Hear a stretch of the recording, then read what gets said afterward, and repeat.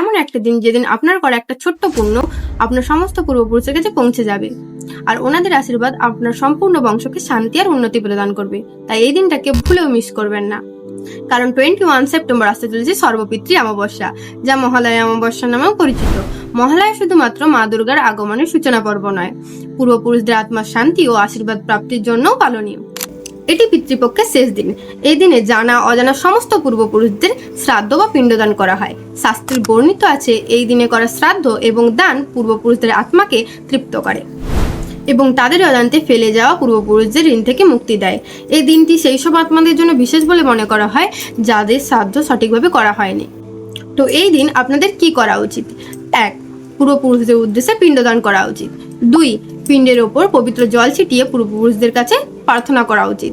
3 নম্বর, সবশেষে ব্রাহ্মণ ভোজন ও আপনার সাধ্যমতো দরিদ্রদের দান করা উচিত। তো আপনারাও এই রিচুয়ালসগুলি অবশ্যই পালন করুন, আর এই ভিডিওটি আপনার সমস্ত ফ্যামিলি মেম্বারের সাথে শেয়ার করুন যাতে তারাও এই রিচুয়ালসগুলি মেনে চলতে পারে। যদি আধ্যাত্মিক পথে এগোতে চান তাহলে আমার এই চ্যানেলটিকে সাবস্ক্রাইব করবেন। রাধে রাধে।